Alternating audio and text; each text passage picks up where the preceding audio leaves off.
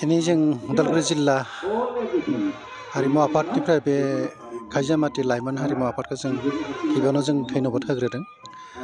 मानो होनबा जिथुनिखि बर'नि गेजेराव जि बर'नि बागुरुम्बा मोसानायखौ गिनिस रेकर्डनि थाखाय जा लाहार फाहार जाबोनो हादों, बे थारैनो गुबुन गुबुन जायगायावबो जाबोबाय थादों। बे लेखायनो फैयै फैयै जोंनि उदालगुरि जिल्लानि सिङाव थानाय बे खायजामाटि लाइमोन हारिमु आफादाबो दिनै बेखौ सानबा 6 दिन मावबादा लानानै दिनै फोजोबबाय। दिनै क्लजिं सेरिमनि। दा बेयाव जों जिल्ला आफादनिफ्राय बिथांमोनखौ साबायखर होदों।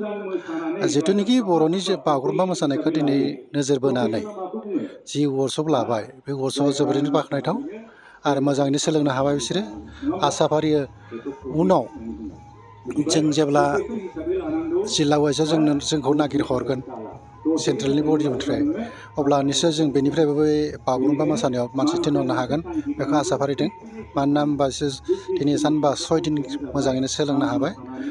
आसा फारियो हारिमुखौथ' गावबा गाव लाखिनांगौ। गावबा गाव हारियानो हारिमु निजेनि गावनि हारिमुखौ मोसानांगौ। दा गुबुनाथ' सोलोङोबा जों बोरैबा मोनो। दा जों गावनि हारिनि हारिमुखौ सोलोंना लानाया जों गावनिनो खामानिखा। आसा फारियो दिनैनि बे मावबादानि गेजेरजों बे हालामनि निस्सय माखासे सुबुङा हारिमुनि सोमोन्दै एसेबाबो बाथ्रा खोनानो मोनबाय जे हारिमुवा मा बुस्थु आरो बे हारिमुखौ जों गावनो लाखियाबा जोंहा मा दङ, उनाव जे मा गोमालांगोन बेनि जेबो उदिस गैया। ओंखायनो जिथुनिखि हारिमुनि जिथु बोहैथि दाहार बोहैहोदों बेखौ बे लाइमोन आफादखौ जोङो जोबोरैनो साबायखर होदों। आसा फारियो जोंबो जिल्ला वाइजआव जेब्लानोखि जोंनि मोसाखावरि बा दामग्रा सुबुं नांगौ जागोन, अब्ला जों लिंबा मोनलांगोन आसा फारिदों आरो।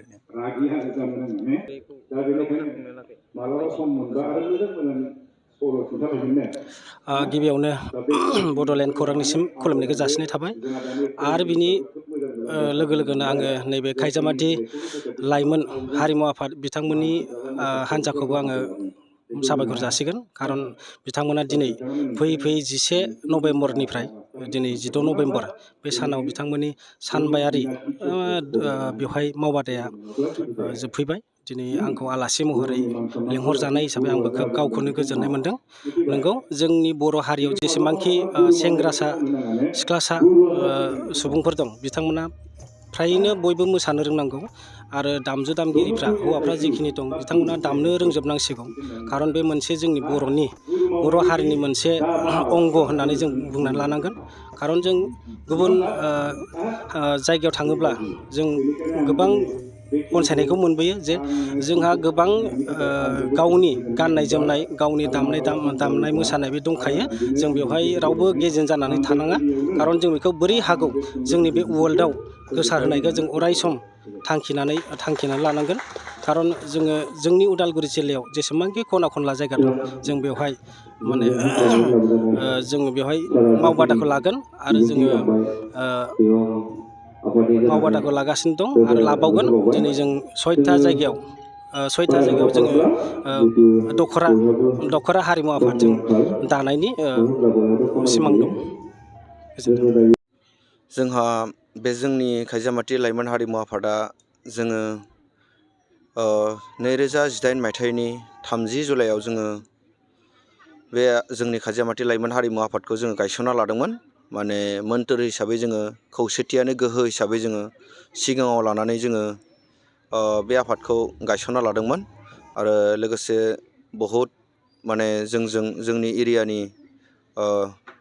दैदेनगिरि एबा मेलेमजिबि सुबुंफोरा जोंखौ हेफाजाब होबोदों। दिनैसिम जोङो 2018निफ्राय जोङो 2024सिम जोङो मोजाङै मोजां सोलिबोनो हादों। आरो लोगोसे जोंहा बे सोलिबोनायाव जेबो उसुबिदा जायाखै। जोङो मोजाङै मोजां सोलिनो हादों। आरो जोंनि जिथु नैबे 11 थारिखनिफ्राय जिथु मावबादा लादोंमोन जोङो वर्कशप, बे जोङो दिनै 16 थारिख बेयाव जों क्लजिं सेरेमनि खालामफैबाय। माने जोबथा जों माने प्रग्राम जिथु मावबादा बेखौ जोङो दिनै फोजोबबाय। बे मावबादायाव जोंहा जोंनिनो हांख्रायनानै लाबोजानाय उदालगुरि डिस्ट्रिक्ट माने हारिमु आफादनि जिथु आफादगिरि लोगोसे लोगो आफादगिरि बिथां सारमोनाबो जोंजों हेफाजाब होफैबाय। लोगोसे बे मावबादायाव जिखिनि सोलोंनांगौ जिखिनि फोरोंनांगौ माने जोङो फोरोंबाय। बेखिनियानोसै।